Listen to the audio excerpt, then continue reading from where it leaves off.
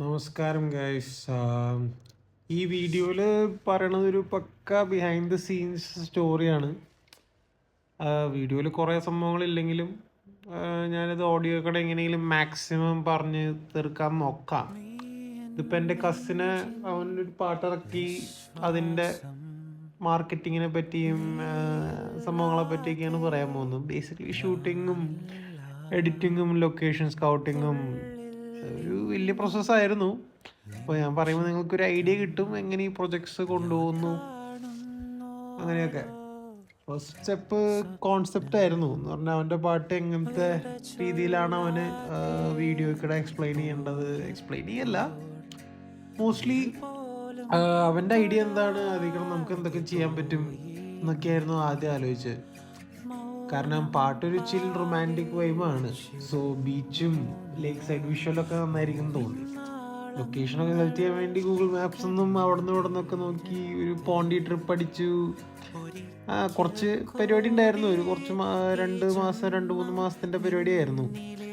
കാരണം ഏറ്റവും under valued ആയിട്ട് തോന്നിയത് ലൊക്കേഷൻ സ്കൗട്ടിങ് ആയിരുന്നു. കാരണം നമ്മൾ എല്ലായിടത്തും പോയി നോക്കുമ്പോൾ ലൈറ്റിങ് ചിലപ്പോൾ ശരിയാവില്ല, ചിലപ്പോൾ അവൻ്റെ മൂഡ് ശരിയാവില്ല, അങ്ങനത്തെ കുറേ സംഭവങ്ങളൊക്കെ ഉണ്ടായിരുന്നു.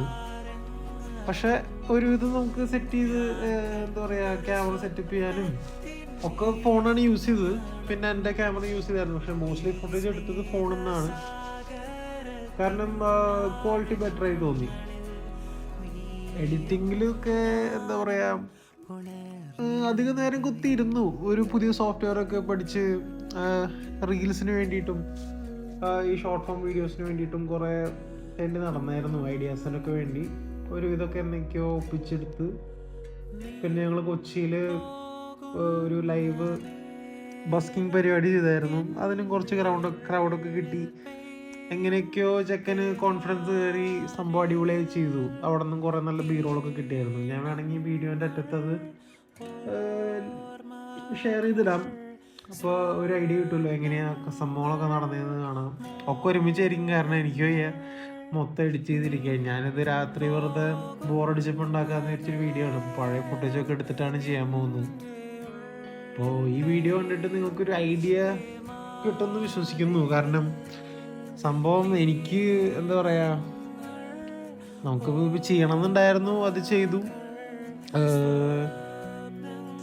മടി ഉണ്ടായിരുന്നു ചില സമയത്ത്. കാരണം എല്ലാ ആഴ്ചയും അവൻ്റെ അവിടേക്ക് 1 മണിക്കൂർ ഡ്രൈവ് ചെയ്ത് പോയി. പിന്നെ അവിടെ നിന്ന് വീണ്ടും വേറെ 1.5 മണിക്കൂർ ഡ്രൈവ് ചെയ്ത് പോയി.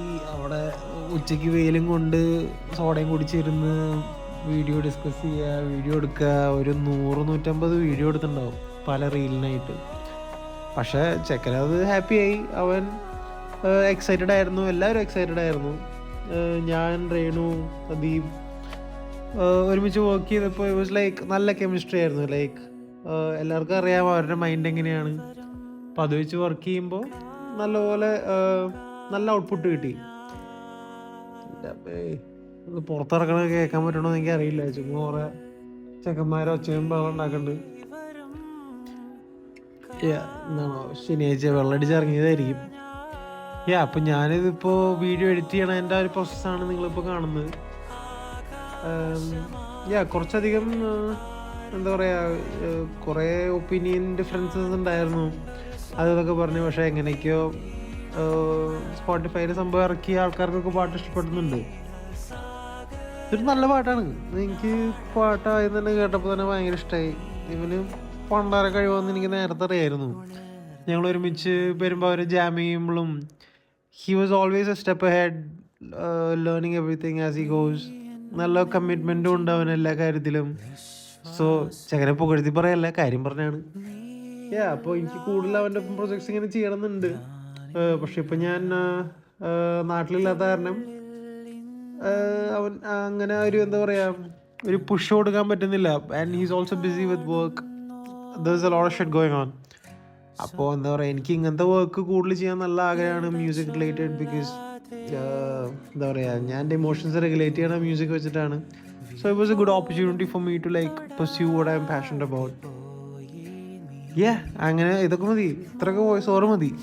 ഇതിനും കൂടുതൽ കഴിഞ്ഞാൽ ഒരുമാതിരി നിങ്ങളതിനെ തെറിവിളിച്ച് കൂട്ടും. ഇതിപ്പോൾ ഞാൻ ഒട്ടും ഫിൽറ്റേഡ് ആയിട്ടുള്ള ഭാഷയിലല്ല അതൊക്കെ പറയുന്നത്. പക്ഷേ അശ്ലീല വാക്കുകളൊന്നും ഉപയോഗിച്ചിട്ടില്ല.